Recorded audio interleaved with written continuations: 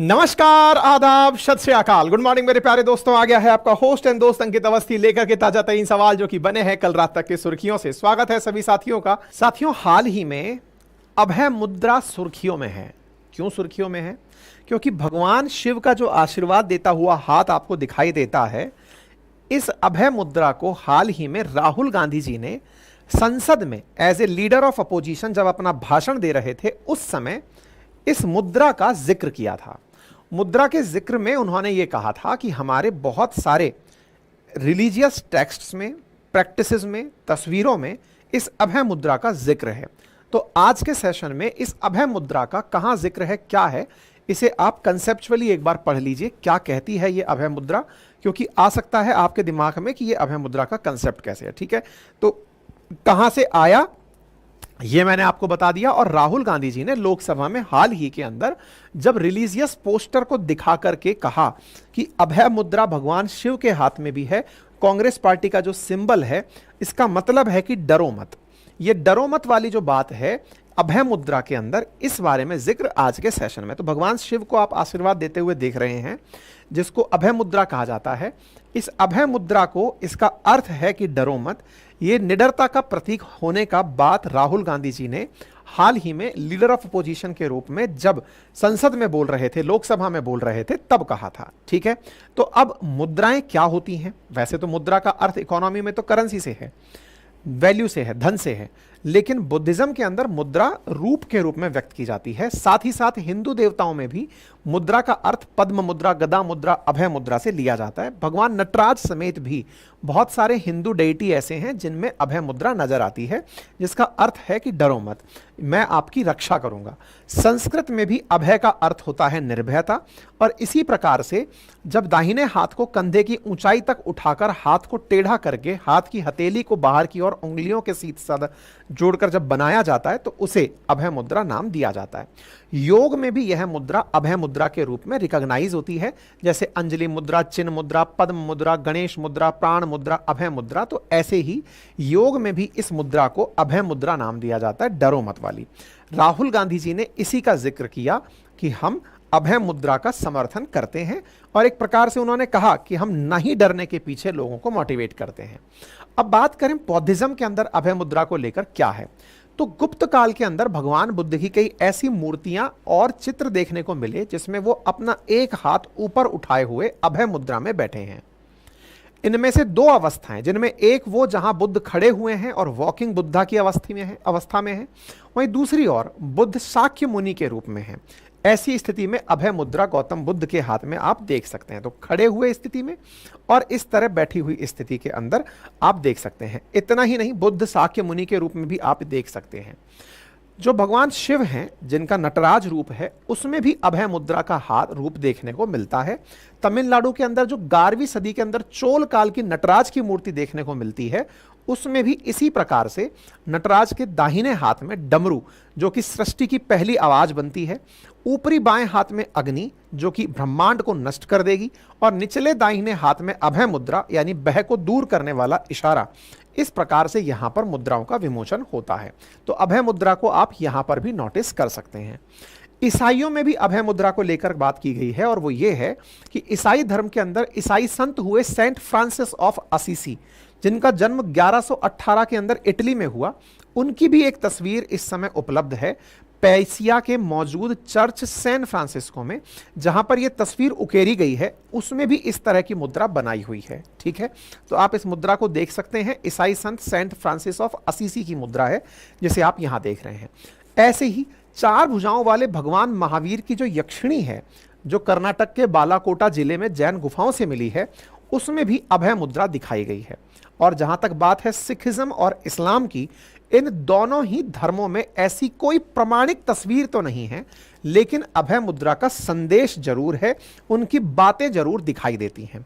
उदाहरण के लिए इस्लामिक विद्वान इख्तियार जाफरी के अनुसार ना डरने को लेकर के कुरान की सूरत नंबर 41 और आयत नंबर 30 में लिखा गया है कि ला तकाफू वला तहजुन। इसका अर्थ है डरो मत, अफसोस भी ना करो।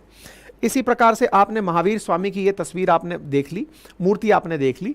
सिख धर्म के अंदर अगर गुरु ग्रंथ साहिब का जो पहला मंत्र है, एक ओंकार सतनाम करता पूरख निर्भय निर्वय अकाल मूरत अजून सेभ गुरु प्रसाद।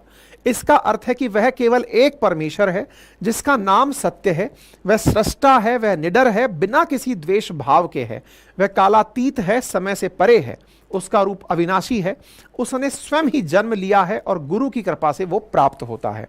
यानी सिख धर्म के अंदर भी निडरता और अभय की बात की गई है। इस प्रकार से राहुल गांधी जी ने इस अभय मुद्रा का जो जिक्र किया उसका मैंने रिलीजियस कंटेक्स्ट आपको बता दिया कि वो कहां पर है।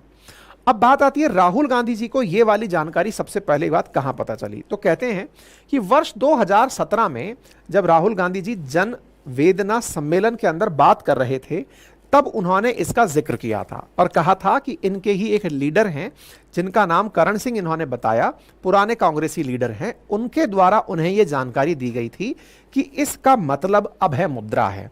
तो अब बड़ा सवाल यह बना कि राहुल गांधी जी जब 2017 में इस तरह की बात हाथ वाली चीज को लेकर कहे थे तब क्या इसका कोई प्रतिक्रिया हुई थी? क्या बिल्कुल हुई थी। कांग्रेस का जो ये पोल सिंबल है, इस पोल सिंबल से कम्युनलाइजेशन की जाने की शिकायत बीजेपी के द्वारा कांग्रेस के खिलाफ उस समय पर की गई थी। यहां पर इस तरह का चला था, बीजेपी ने इलेक्शन कमीशन के पास जाके शिकायत की थी कि कांग्रेस के सिंबल को सीज कर दिया जाए क्योंकि इसका ये उपयोग कम्युनलाइजेशन में कर रहे हैं जो कि रिप्रेजेंटेशन ऑफ पीपल्स एक्ट 1951 के तहत गलत है। ठीक है, रिप्रेजेंटेशन ऑफ पीपल्स एक्ट जो कि सामान्यतया चुनावों के अंदर, चाहे चुनाव कंटेस्ट करने वाले हैं, चुनाव के रिजल्ट तक की जो प्रक्रिया है, आचार संहिता है, उन सब के लिए उपयोग में की जाने वाली चीजें। अब बड़ा सवाल यह बनता है कि कांग्रेस ने ये सबसे पहले हाथ अपनाया कब? तो कहते हैं कि कांग्रेस जब शुरुआत में एज ए पार्टी आई थी ना तो वो सिंबल के रूप में 2 बैल लेकर आई थी। बाद में कांग्रेस का विभाजन हुआ तो कांग्रेस के विभाजन के बाद जो इंदिरा गांधी जी वाली कांग्रेस है उसके अंदर गाय और उसका एक बछड़ा दूध पीते हुए दिखाया गया था। लेकिन 1977 के बाद कांग्रेस को यह हाथ का चिन्ह मिल गया था। यानी शुरुआती कांग्रेस के 3 प्रकार के मतलब चुनाव चिन्ह थे। ऐसे ही जो बीजेपी है उसको ये जो कमल का फूल है ये 1980 में मिला था। उससे पहले जनता पार्टी के पास में एक फार्मर था और उससे पहले एक दिया जलते हुए था। ठीक है, इस प्रकार से कांग्रेस के चुनाव चिन्ह बदलते रहे। लेकिन इसकी भी एक स्टोरी बताई जाती है और कहा जाता है कि 1977 में इंदिरा गांधी जी, देखिए 1975 में इमरजेंसी लगी, इमरजेंसी जब हटी, चुनाव हुए तो चुनाव से इंदिरा गांधी जी हार गई। चुनाव हार गई तो चुनाव हारने के बाद में पार्टी के रिवाइवल के लिए वो परेशान थी कि क्या ऐसा किया जाए। तो इसके लिए कहते हैं कि वो एक संत से मिली जो देवरिया में रहते हैं। अब इस कहानी के अंदर मतलब क्या सही है क्या गलत है हम इसके बारे में क्लेम नहीं करते, लेकिन अखबारों में जानकारी, न्यूज़ चैनल्स पर जानकारी ये है कि कहते हैं कि देवरिया उत्तर प्रदेश के अंदर एक बाबा हुआ करते थे जिनका नाम था योगीराज देहराहा बाबा। इनसे मिलने के लिए इंदिरा गांधी जी 1978 में पहुंची। तब जब वहां पहुंची तो बाबा ने अपने आश्रम में इंदिरा गांधी जी से यह बात कही कि जो हाथ है ना, मतलब यही आपकी, मतलब उन्होंने लाइन ये बोली कि आपका जो पाम है यही आपको चुनाव जिताएगा। तो इंदिरा गांधी जी ने इस बात को कंसीव किया कि मेरा पाम ही मेरे को वो करेगा। बिल्कुल जैसे कि मार्क जकरबर्ग के बारे में कहते हैं कि नीम करोली बाबा ने उन्हें कहा कि ये आधा कटा एप्पल है, यही ले जा, यही तेरा सब कुछ है। तो वहीं से एप्पल की फिलॉसफी आई। ऐसे ही कहते हैं इंदिरा गांधी जी के बारे में कि देवरिया वाले बाबा ने कहा कि तुम्हारा हाथ ही तुम्हें चुनाव जिताएगा, और इंदिरा गांधी जी ने वही बात मान करके हाथ को चुनाव चिन्ह बना लिया। तो ये देवरिया वाले बाबा संत हैं जिनकी आप तस्वीर यहां पर देख रहे हैं। देवरिया उत्तर प्रदेश के अंदर है और ये बिल्कुल बिहार की तरफ से लगा हुआ, यानी कि एक प्रकार से ईस्टर्न यूपी के अंदर स्थित जिला है। यहां पर इन संत का आज मतलब आसन भी है। यहां पर इन बाबा को काफी ज्यादा माना जाता है। कहते हैं कि बाबा जो है वो दुनिया को 1990 में छोड़ गए और स्वर्ग को प्राप्त हुए। ऐसी स्थिति में बाबा के द्वारा ये बात की गई। इस पर एक और कहानी आती है और वो ये है कि 1952 में जब 92 में जब बाबरी विध्वंस का मामला चला और उसके अंदर जब पैनल ने जांच करने के लिए चीजें बिठाई तो बाबरी विध्वंस में भी बाबा का नाम डाल दिया गया था। बोले बाबा तो उस समय थे ही नहीं, फिर भी उनका नाम डाल दिया गया था।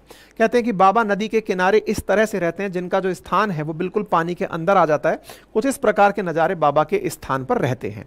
लिबरहान कमीशन जो बैठाया था बाबरी विध्वंस की जांच करने के लिए, उसमें भी बाबा का नाम यूज किया गया था कि बाबा उन लोगों में शामिल हैं, लेकिन कहते हैं कि वो सबसे बड़ी चूक में से शामिल हो सकता है क्योंकि उस समय बाबा थे ही नहीं। ठीक है, उम्मीद है कि आपको ये सारी जानकारी कांग्रेस के सिंबल और अभय मुद्रा से जुड़ी हुई मिल गई होंगी। अगर आपको जानकारी पसंद आई हो तो साथियों के साथ साझा करें। चूंकि इसमें बहुत सारी जानकारियां इंडियन पॉलिटी से जुड़ी हुई हैं, तो आप इसके लिए हमारे जीएस फाउंडेशन बैच को जाकर ज्वाइन कर सकते हैं। बाकी एनसीईआरटी बैच नेक्स्ट मंथ खुलेगा, उसमें जिन्हें एडमिशन चाहिए हो वो वहां पर भी एडमिशन ले सकते हैं। फिलहाल के लिए इतना ही। चैनल को इतनी देर तक सुन लिया है तो लाइक भी कर दें, चैनल पर नए हैं तो सब्सक्राइब कर लें। बाकी ये जो सारा कंटेंट है जो मैंने आपको अभी सुनाया, ये अपनी पाठशाला.com जो हमारी वेबसाइट है उस पर मिल जाएगा। जल्दी ही वहां पर आपको सभी एग्जाम्स के लिए जो आप डिमांड करेंगे वहां पर टेस्ट सीरीज भी उनकी उपलब्ध हो जाएगी, आप उन्हें एक्सेस कर सकते हैं। बाकी जीए फाउंडेशन बैच के लिए और हमारे हैंड रिटन नोट्स के लिए अपनी पाठशाला एप्लीकेशन उपलब्ध है, आप उसका एक्सेस कर सकते हैं। आपका समय शुभ हो। बड़ों का सम्मान करें, छोटों को प्यार दें और अपना व्यक्तित्व इस प्रकार से विकसित करें कि महिलाएं आपके साथ सुरक्षित और सम्मानित महसूस करें। धन्यवाद।